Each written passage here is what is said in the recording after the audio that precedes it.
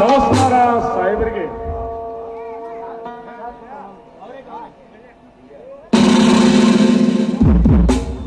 Inspector, ಮತ್ತೇನು ಸಮಾಚಾರ? ಏನಿಲ್ಲ, ಹಾಗೆ ಈ ಕಡೆ ಬಂದಿದ್ದೆ, ನಿಮಗೆ ಭೇಟಿಯಾಗಿ ಹೋಗಬೇಕೆಂದು ಬಂದಿರುವೆ. ನೋಡಿ ಇನ್ಸ್ಪೆಕ್ಟರ್, ಇದು ನಿಮ್ಮ ಮನೆ, ನೀವು ಯಾವಾಗ ಬೇಕಾದರೂ ಬರಬಹುದು. ಸಮಸ್ಯೆ ತಾನೇ?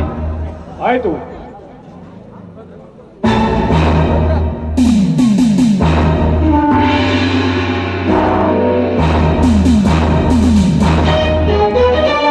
ನಮಸ್ಕಾರ ಸಾಹೇಬರಿಗೆ.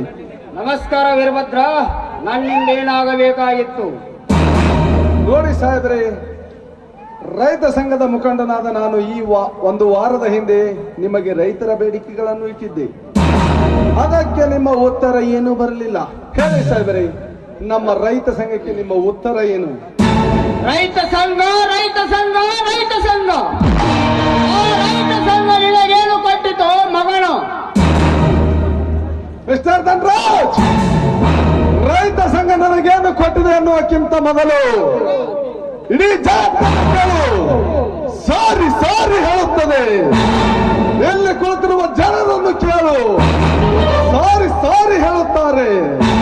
ಒಕ್ಕಲಿಗನು ಒಕ್ಕದಿದ್ದರೆ ಮಣ್ಣು ಮುಕ್ಕುವುದು ಜಗವಲ್ಲ ಎಂಬ ಗಾದೆ ಮಾತು ಗೊತ್ತಿಲ್ಲವೇನು ನಿನಗೆ?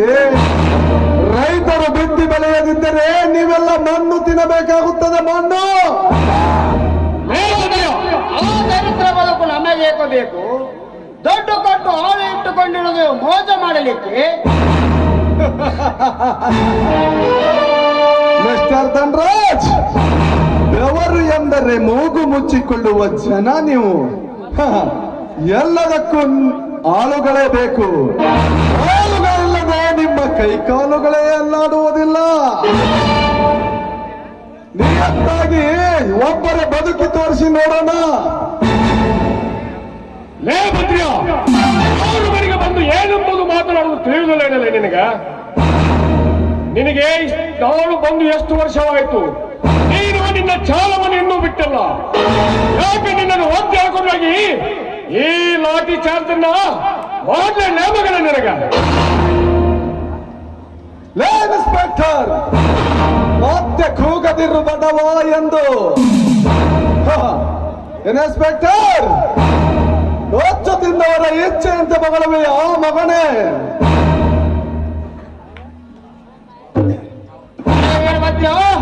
ಏನು ಪಾಪ ಹೋಗಲಿ ಅಂತ ಸುಮ್ಮನೆ ಆದರೆ ಇನ್ಸ್ಪೆಕ್ಟರ್ಗೆ ಬಾಯಿಗೆ ಬಂದಂತೆ ಮಾತನಾಡುವೆ ಆ ಮಗನೇ.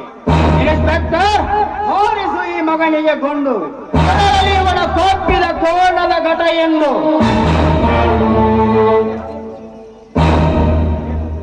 ಲೇ ಭದ್ರ್ಯ, ಎಷ್ಟು ಸೊಕ್ಕು ಬಂದದಲ್ಲ ನಿನಗ?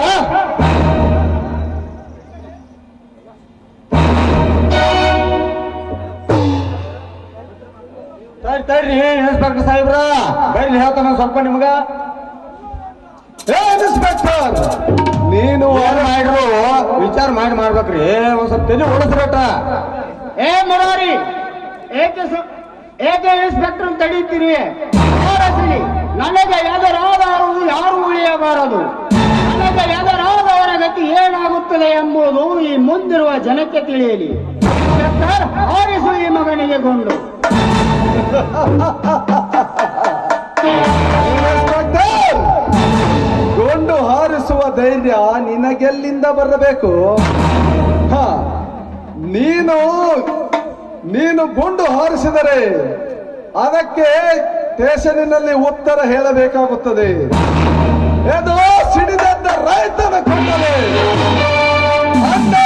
ಅನ್ನ ನೀವು ಏನು ಮಾಡಲು ಸಾಧ್ಯವಿಲ್ಲ. ಲೇ ಭದ್ರ್ಯ, ಅಸಾಧ್ಯ ಎಂಬುದು ನನ್ನ ಇತಿಹಾಸದಲ್ಲೇ ಇಲ್ಲ. ನಾನು ಈ ರಾಜ್ಯದ ಗೃಹ ಸಚಿವನೆಂದು ಮರೆತು ಮಾತನಾಡುವೆ ಆ ಮಗನ. ಈ ನಾಡಿನ ಜನರ ಬೆಂಬಲ ನನಗಿದೆ, ನೀನೇನು ಮಾಡಬಲ್ಲೆ?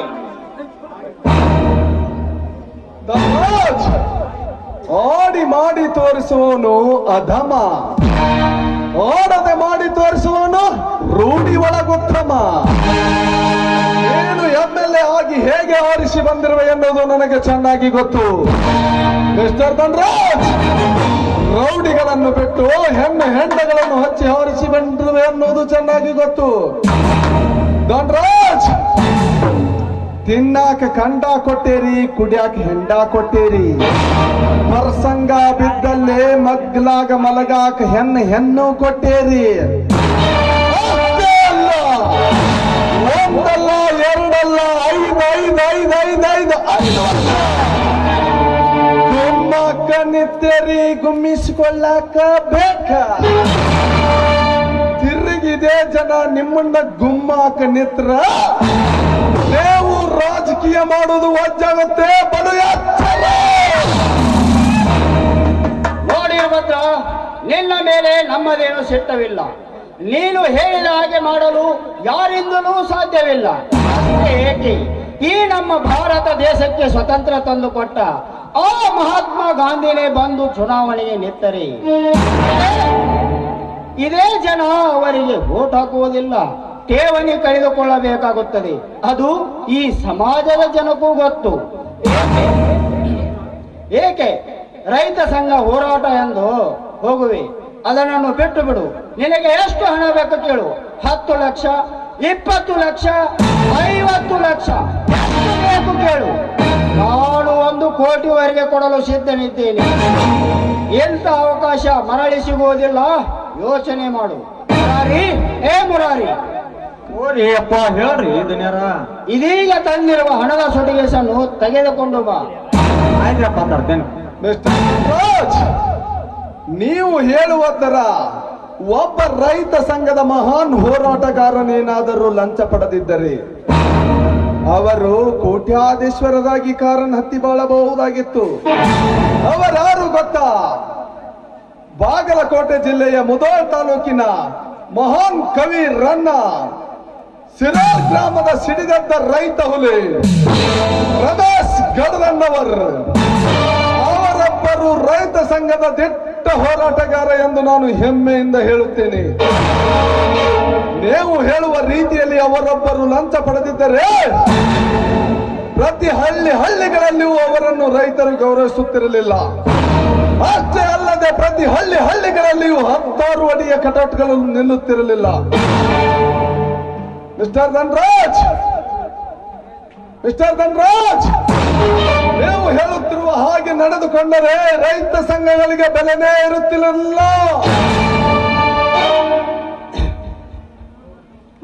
ನೋಡಿ ಭದ್ರ, ಎಂತ ಅವಕಾಶ ನಿನಗೆ ಎಂದೂ ಸಿಗಲಾರದು. ಸುಮ್ಮನೆ ರೈತ ಸಂಘ ಹೋರಾಟ ಅಂತ ಹೋದರೆ ನಿನಗೇನು ಸರುವುದು, ಬರೀ ಮಣ್ಣು. ತೆಗೆದುಕೋ ಹಣ. ನೋಡು ಭದ್ರ, ನಿನಗೂ ಬದುಕಲು ಒಂದು ಅವಕಾಶ ಕೊಡುತ್ತೇವೆ. ಇಷ್ಟು ತಿಳಿದ ಮೇಲೆ ನೀನು ಬದುಕಿದರೆ ಸರಿ, ಇಲ್ಲದಿದ್ದರೆ ನಿನ್ನ ಪರಿಸ್ಥಿತಿ ಬೇರೆಯಾಗುತ್ತದೆ.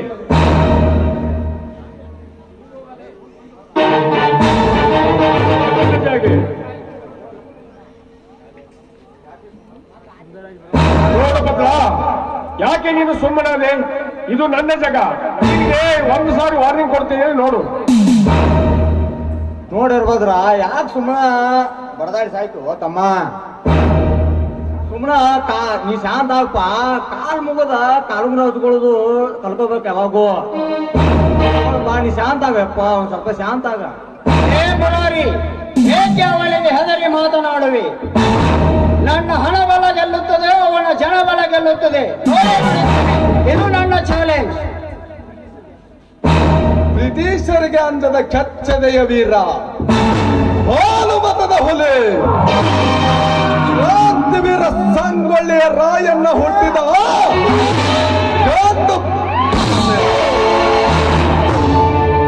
ಈ ಹುಲಿಗೆ ಚಾಲೆಂಜ್ ಮಾಡ್ತಾರೇನೋ ಮಕ್ಕಳು?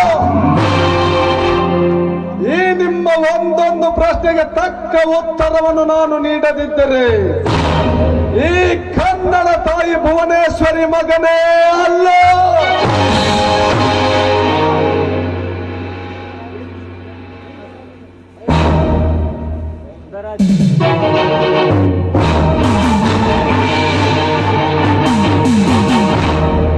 ಏನು ಇನ್ಸ್ಪೆಕ್ಟರ್, ಈ ಬಡ ವೀರಭದ್ರ ನಮಗೆ ಟೈಮ್ ಕೊಟ್ಟು ಹೋದನಲ್ಲ. ಅವನನ್ನು ಹೀಗೆ ಬಿಟ್ಟರೆ ನಮಗೆ ಉಳಿಗಾಲವೇ ಇಲ್ಲ. ಇವನನ್ನು ಇಲ್ಲಿಗೆ ಇಷ್ಟು ಬೆಳೆಯಲು ಬಿಟ್ಟಿದ್ದೇ ತಪ್ಪಾಗಿ ಹೋಯಿತು. ಏಕೆಂದರೆ ರೈತರ ಮುಖಂಡನಾಗಿ ಮೆರೆಯುತ್ತಿದ್ದಾನೆ. ಎಲ್ಲ ರೈತರ ಬೆಂಬಲ ಇರೋದ್ರಿಂದಲೇ ಅಷ್ಟು ಜಿಗಿದಾಡುತ್ತಿದ್ದಾನೆ ಈ ನನ್ನ ಮಗ.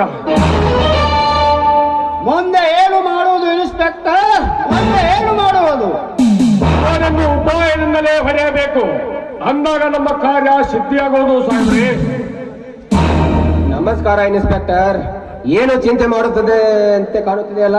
ಬನ್ನಿ ಸುಂದರ್, ಎಷ್ಟಿದ್ದಾರೆ ಏನು? ಇಡೀ ಸರ್ಕಾರವೇ ನಮ್ಮ ಕೈ ಮುಷ್ಟಿಯಲ್ಲಿರುವಾಗ ಈ ಬಡ ವಿಕಾರಿ ವೀರಭದ್ರ ನಮಗೆ ಟೈಮ್ ಕೊಟ್ಟು ಹೋದನು. ಸಹಿಸಲಾರದ ಅವಮಾನ, ಸಹಿಸಲಾರದ ಅವಮಾನ. ಲೇ ವೀರಭದ್ರ,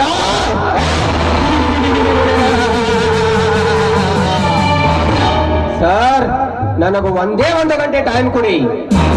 ಅವನು ಬೀದಿಯಲ್ಲಿ ಭಿಕ್ಷೆ ಬೇಡಬೇಕು. ಆ ತರ ಮಾಡ್ತೀನಿ. ನೀನ್ ಏನ್ ಮಾಡ್ತೀವೋ ಬಿಡ್ತೀವೋ ಅದು ನನಗೆ ಗೊತ್ತಿಲ್ಲ.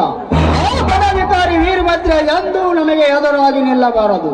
ಹಣ ಎಷ್ಟೇ ಖರ್ಚಾಗಲಿ ಮಾಡು, ಆದರೆ ಟಿವಿ ಪೇಪರ್ ಅಂತ ನಮ್ಮ ಹೆಸರು ಬರಬಾರದು. ಓಕೆ ಸರ್, ಅದರ ಬಗ್ಗೆ ನೀವೇನು ಚಿಂತಿಸಬೇಡಿ. ಈ ಸುಂದರ್ ರಾಜ್ ಒಮ್ಮೆ ಕಣ್ಣಿಟ್ಟ ಮೇಲೆ ಮುಗಿಯಿತು ಅವನ ಕಥೆ.